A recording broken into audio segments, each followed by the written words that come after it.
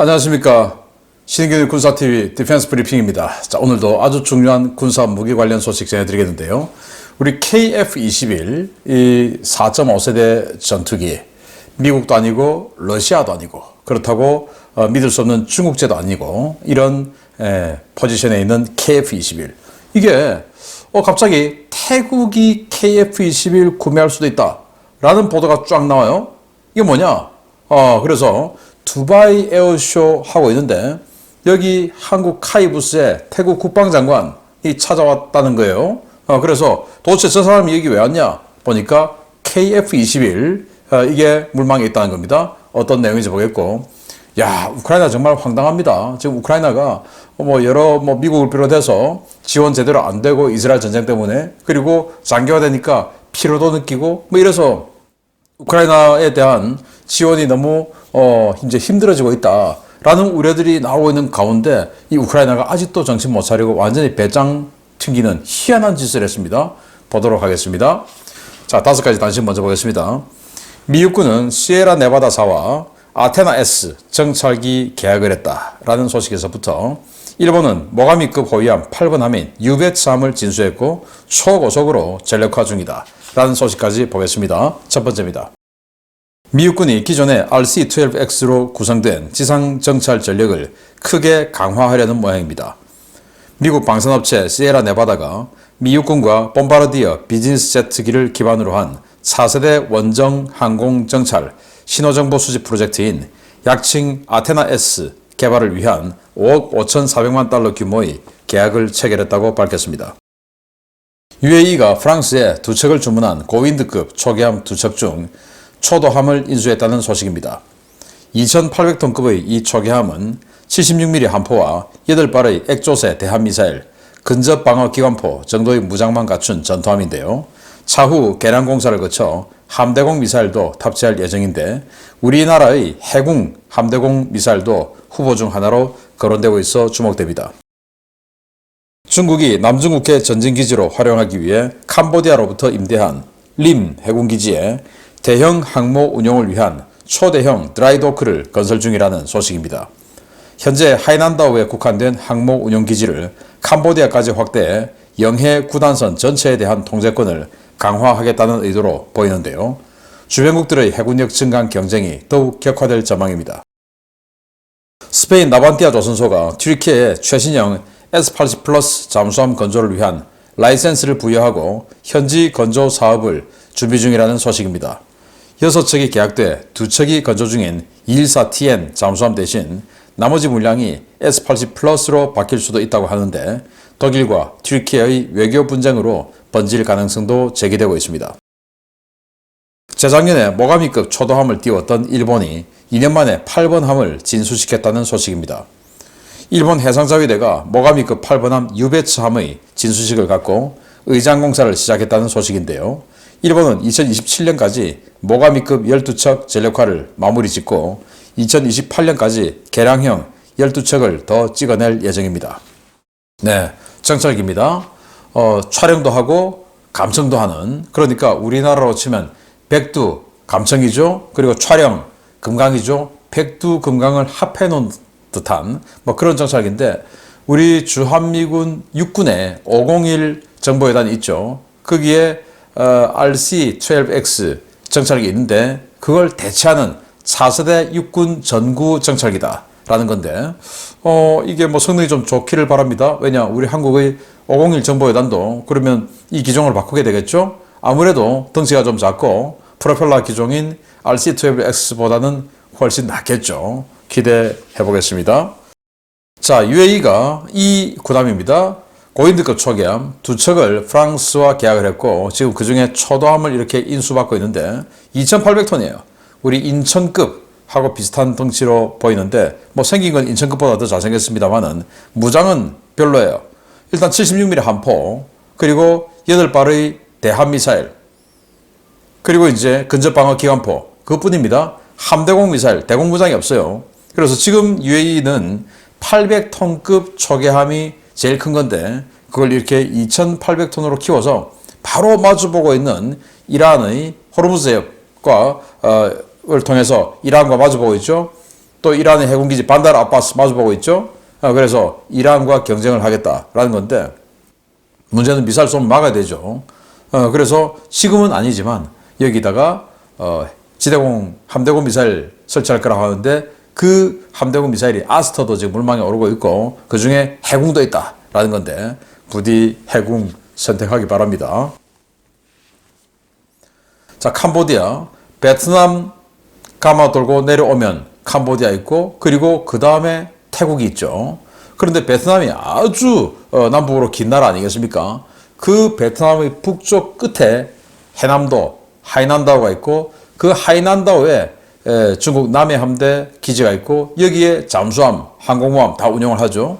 그런데 베트남이 아주 길게 남쪽으로 내려오니 그 베트남과 지금 중국은 해상 영토 분쟁을 하고 아주 사이가 안 좋죠. 이 베트남을 압박하기 위해서인지 베트남의 서쪽에 있는 이 캄보디아에 군항을 임대를 했고 그 군항에다가 이런 식으로 지금 아주 큰 드라이도크를 만들고 있다.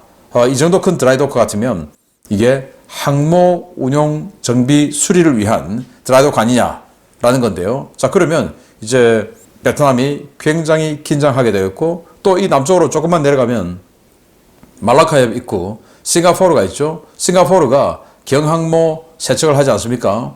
그래서 지금 뭐 중국도 어차피 지금 산둥, 랴오닝, 또 푸젠 여기서 그치는 게 아니고 항모 5척, 6척 체제로 가죠. 그래서 항모를 하이난다오 그리고 이 캄보디아의 임대기지 이런 식으로 해서 베트남을 아래로 그냥 딱 압박을 하고 그리고 말라카협 입구에 있는 싱가포르를 압박하는 이런 포석을 하는 게 아닌가라는 생각이 드는데 조금 이러다 보면 이제 싱가포르나 베트남이나 주변국들이 더 이제 건함 경쟁에 들어가게 되겠죠. 아무튼 완전히 군비 경쟁 시대가 된 것 같습니다. 튀르키예가 정말 놀랍게도 독일과 6척 계약을 하고 2척의 214 잠수함을 건조 중에 있는데 라이센스에서 튀르키예 현지에서 지금 생산하고 있는 와중에 스페인과 S-80 플러스 잠수함 라이센스를 획득했다. 라이센스 획득했다고 그러면 뭐 현지에서 생산하는 계약 체결했다 그 말 아니겠습니까? 그러면 앞으로 남은 214 내처가 어떡하냐? 돈도 뭐 튀르키예 지금 완전히 그냥 경제 파탄 나서 인플레 어마어마한데 돈 많이 없겠죠? 그러면 독일과 남은 계약은 그냥 파토를 내버리고 스페인하고 손잡는 게 아닌가라고 생각되는데 지금 아나돌루 항공모함을 한 척 더 하고 싶어 하죠. 그래서 아마 스페인이 그 아나돌루 항공모함의 후속함하고 이 S-80 플러스 잠수함하고 패키지로 제안한 게 아닌가라고 생각이 되고 뭐 214 잠수함 해봐야 우리 한국도 쓰고 있지만 지금 이 튀르키예는 그보다 약간 더 덩치 키웠어. 한 2,000톤. 우리는 1,800톤. 그런데 이 S-80 플러스는 3,000톤이죠. 뭐 저는 뭐 이게 더 낫다고 봅니다. 아무튼 독일이 어떻게 나올 것인가? 우리는 인도네시아에게 이런 식으로 그냥 후속 계약을 파토당했을 때 우리는 가만히 있었는데 독일은 튀르키예에게 가만히 있을까? 한번 지켜보고 우리도 그러면 인도네시아에게 저렇게 해야지 라는 그런 또 이 지향점을 한번 삼아보기를 바랍니다. 자, 일본 모가미급 8번함 유베츠 진수 이렇게 풍덩 물에 빠뜨리고 있죠. 자, 이게 진수죠. 북한도 이런 식으로 진수하던데 우리나라는 진수를 안 하죠. 그냥 띄워놓고 그냥 진수식. 진수식은 물에 띄운다가 진수인데 우리는 왜 물에 안 띄우면서 진수식이라고 할까요? 아무튼 뭐 그래서 사고를 우려해서 그러겠죠. 자, 이게 8번함이에요. 근데 재작년에 초도함 나왔는데 지금 2년 만에 벌써 8번함? 그런데 이게 끝이 아니고 2027년에 12척 전력화 완료. 그러면 인도 되고 나서 한 1, 2년 전력화 과정 거쳐야 전력화 완료되니까 2025년까지 전부 건조 완료 하겠다라는 겁니다. 2024년까지 내년까지 진수 완료. 진수하고도 한 1년 동안 의장공사 하죠. 그리고는 2025년까지 건조 완료. 그리고 27년까지 전력화 완료. 이게 모가미급 12척. 그리고 이거보다 1000톤 더 키운 6200톤짜리 신형 FFM 12척은 2028년까지 건조 완료. 그래서 29년 30년에 전력화 완료. 와, 정말 어마어마한 속도로 해군력 증강에 나서고 있는 일본입니다. 부럽기도 하고 걱정되기도 합니다. 자, 중요 소식 들어갑니다. 첫 번째입니다. 우크라이나가 도대체 무슨 생각을 하고 있는 것인지 모르겠습니다. 우크라이나 정부가 프랑스 정부의 차륜형 장갑차 무상 공여 제안을 거부했다가 프랑스 정부의 미운 털이 단단히 박혔습니다. 아무래도 우크라이나의 전쟁 수행 점점 더 어려워질 것 같습니다. 프랑스가 기존에 보유하고 있는 장비 재고에서 물량을 빼내 우크라이나에 공급하는 군사 원조 사업들을 전면 재검토하기로 했으며 이 과정에 최근 프랑스와 우크라이나 사이에서 발생한 장갑차 원조 갈등이 있었다고 복수의 현지 매체들이 11월 15일 보도했습니다. 현지 매체들은 최근 프랑스가 아르메니아에 25대의 바스티온 차륜형 장갑차를 무상으로 공유했으며 이를 통해 아르메니아와의 군사협력 관계의 물꼬를 텄다고 전하면서 이 장갑차들이 원래는 우크라이나에 제공될 예정이었다고 전했습니다. 12톤급의 차륜형 장갑차인 바스티온은 3명의 승무원과 9명의 보병을 태울 수 있는 장갑차로 아프리카 여러 나라에 수출된 베스트셀러 장갑차인데요. 프랑스는 특수부대용으로 소량 운용하던 바스티온 장갑차를 추가로 구매해 25대를 우크라이나에 공유할 예정이었습니다. 그러나 우크라이나 정부는 바스티온 장갑차가 포병 사격과 대전차 무기에 대단히 취약하다며 수령을 거부했는데요. 우크라이나를 위해 별도 예산까지 편성해 장갑차를 구매한 프랑스 정부는 우크라이나의 이 같은 태도에 격분했습니다. 세바스티앙 르코르니 프랑스 국방장관은 군이 보유하고 있는 재고 장비를 우크라이나에 공유하는 것을 금지하는 방안을 검토 중이라며 앞으로 우크라이나가 프랑스 제조업체에서 제작한 무기를 갖고 싶다면 여러 기금이나 자체 자금을 조달해 직접 업체에서 구매해야 할 것이라고 밝혔습니다. 이번 장갑차 사태는 유럽 각국의 우크라이나 군사 지원 피로도가 심화되고 있는 와중에 터진 것인데요. 유럽 각국에 절을 해도 모자랄 판국에 공짜로 준다는 장갑차도 거부하며 배짱을 튕기고 있는 우크라이나 정부, 도대체 무슨 생각인지 모르겠습니다.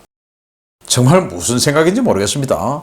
자기네들이 이 서방 세계의 선봉에 있어서 싸운다. 그거 작년에 통하던 말이었는데 이제 막 이게 길어지니까 선봉이고 뭐고 간에 너무 힘들다. 우리 지금 경제개발, 우리 지금 물가, 이 불경기에 그것도 힘든데 다 돈 짜내서 니들 지금 2년이나 대주려고 하니까 너무 힘들다. 이게 지금 나토 국가들의 공통된 분위기인데 여기에 좀 희한한 일을 저질렀어요. 자, 이 장갑차 보시다시피 M랩 지뢰 방어 장갑차죠. 하부가 V자형으로 돼서 밑에서 지뢰가 터지더라도 이 폭발력이 빗겨나가면서 내부 탑승 인원이 죽지 않는 지뢰 방어 장갑차. 미국이 전달해준 맥스프로 같은 뭐 그런 거죠. 그런 장갑차 25대를 프랑스가 장애인들 예산 새로 태워서 업체에 사서 창고에 있는 거 갖다 준 게 아니고 새로 사서 이 신제품을 우크라이나에 준다고 하는데 우크라이나 이미 지금 이거 한 20대 쓰고 있어요. 거기다가 25대 더 준다고 하는데 우크라이나가 아마 됐고 이거 포병 뭐 화력 맞으면 그냥 깨져버리고 대전차 무기 맞으면 깨져버리고 하니까 방어력 약해서 우리 못 쓰겠어. 다른 거죠. 이렇게 된 겁니다. 그러니 프랑스는 이걸 지금 만들었지 않습니까? 그런데 자기 군의 소요제기가 된 게 아니니까 자기 군은 지금 쓸 상황이 아니죠. 없죠. 그러니 이제 이걸 보다가 아르메니아, 아제르바이잔, 아르메니아 분쟁을 하죠. 카스피해 연안에서.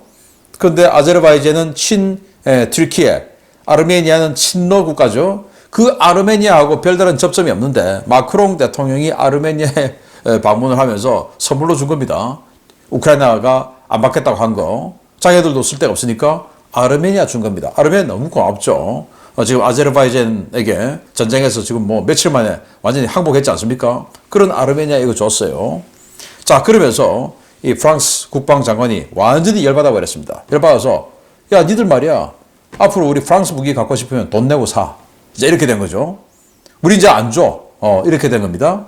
그래서 그동안 프랑스가 세자르 자주포, AMX-RC 경전차 이런 것들 줬는데 뭐 방어력이 약하다. 이 프랑스의 군사 어떤 사고가 그런데 어떻게 했습니까?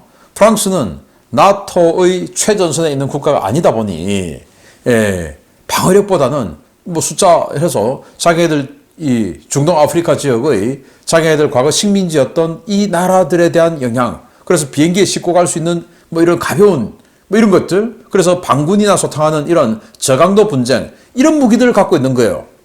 경전차, 또 방어력 약하지만 수송기에 실을 수 있는 이런 가벼운 장갑차, 또 자주포도 가벼운 자주포, 이런 것들을 갖고 있는 거예요. 그건 프랑스의 군사 교류가 그러니까, 자기들 안보 환경이 그러니까, 그런 프랑스에 니들 방어력 약해서 안 받아. 나토에서 지금 거의 뭐 넘버 3 정도 되는 이 나라에 이런 식으로 해버린 겁니다. 그러니 빡쳐가지고 니들 이제 안 줘. 돈 내고 사. 이렇게 되는데, 이런 게 하나하나 쌓이다 보니 이제 우크라이나는 점점 더 힘들어지고 자기 무덤을 자기 스스로 파고 있는 건 아닌가라는 안타까운 상황인데, 이런 상황에 이스라엘 전쟁이 터져버리니 지금 갑자기 뭐 갑질하다가 슈퍼 을이 돼버린 거예요. 이런 상황을 야기할 때까지만 해도 갑이 계속 유지될 줄 알았겠죠. 정말 세상만사 세옹지마라고 하는 게 우크라이나 보면서 느낄 수가 있습니다. 두 번째입니다.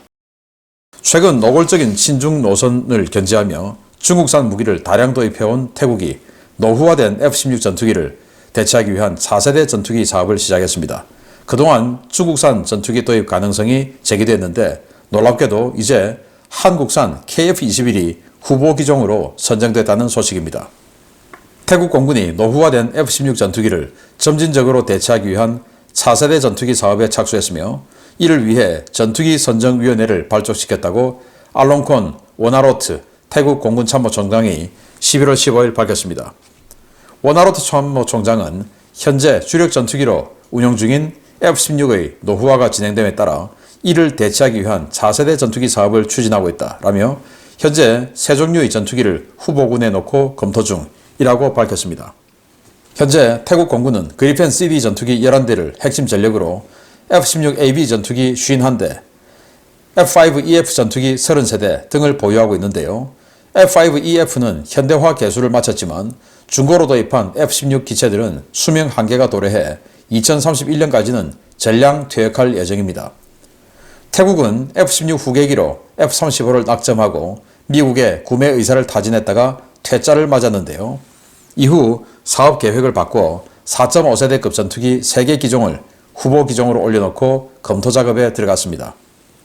태국 공군이 후보 기종으로 발표한 기종은 그리펜 NG, F-16V, KF-21 세 기종인데요.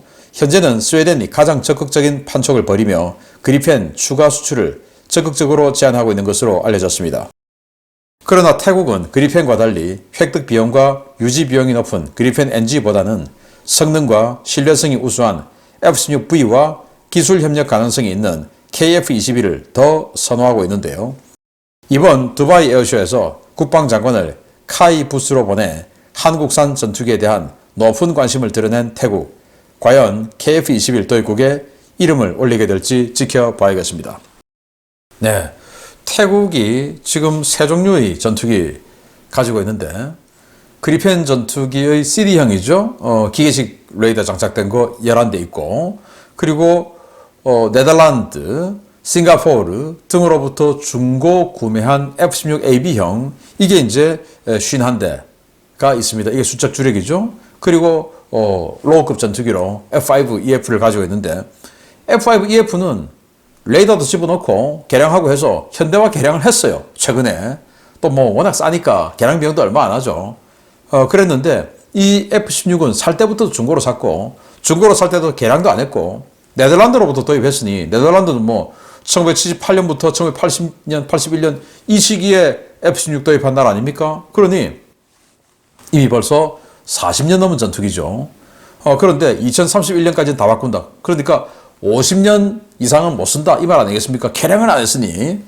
그래서 이제 이 전투기를 바꿔야 되는데, F-16 다 퇴역하고 F-35로 해야지. 근데 돈은 별로 없으니까 한정된 예산으로 F-35 몇 대 할 수 있을까 해서 4대 구매하려고 미국에 우리 4대 구매할게요 하고 오퍼를 넣었는데, 미국이 안 돼, 니들은 중국하고 너무 지금 가까워서 믿을 수가 없어, 이렇게 돼서 리젝트 당해버린 거죠. 그거 어떻게 하나? 다른 전투기 사야 되는데, 그렇다고 해서 지금 미국하고 완전히 갈라서게 되면 애매하죠. 그래서 전투기라는 것은 진짜 함부로 결정할 게 아니죠. 무기체계의 꼭지점에 있으니까 이거 하나 잘못하면 그냥 미국하고 30년 동안 그냥 끝나는 겁니다. 그런데 두바이 에어쇼 하는데 이렇게 태국 국방장관이 카이 부스로 왔어요. 지금 여기는 이제 FA50 보고 있는 건데 KF-21, FA50 다 둘러보고 있는 겁니다. 여기 이제 카이 사장이죠. 공군 중장 출신입니다. 그래서 기자들이 거기 왜 갔어요? 물어보니 KF-21 후보 기종이다. 그리고 그리펜 NG, 그리고 F-16V. 놀랍게도 중국 전투기는 이제 말하지 않았어요. 그동안 뭐 중국 J-10 이런 이야기 있었는데 중국 전투기는 말하지 않아요. 그 새 전투기인데 그리펜 NG는 아시다시피 자기네들이 그리펜 CD 있지만 그리펜 NG는 완전 다른 기종입니다. 마치 레거시 호넷과 슈퍼 호넷처럼 완전 다른 거예요. 그런데 부품 뭐 운영 공통성 별로 없어요. 그런데 가격은 F-16보다 더 비싸죠. 그리고 운용 유지비 F-16보다 더 비싸죠. 그래서 F-16 하고 싶은데 F-16은 지금 계약해도 2031년까지 물건 인도를 받기가 힘들죠. 너무 많이 밀려 있으니까. 그래서 KF-21. 그런데 KF-21 성능 물론 나와서 운영을 해봐야 알겠지만 성능 알려진 바대로는 또 희망한 대로는 성능 좋죠. 그래서 KF-21 반드시 하게 됐으면 좋겠다라는 생각을 하는데 자 이러면 이제 KF-21을 지금 후보 기종으로 올려놓고 있는 나라가 폴란드, UAE 거기다가 이제 태국, 인도네시아는 일단 좀 제쳐놓고 그리고 사우디아라비아 나중에 스텔스 전투기 할 때 KF-21 블락 3 좀 하게끔 바라는데 아무튼 이제 이렇게 점점점 폭이 넓어지고 있습니다. 부디 잘 되기를 바라고 태국 이 국방장관이 그동안 군부 출신이었는데 이번에 10월 달에 새로 국방장관 임명됐고 문민 출신이에요. 문민 출신으로서 현명한 선택 우리 KF-21 해주길 바랍니다. 마치겠습니다. 감사합니다.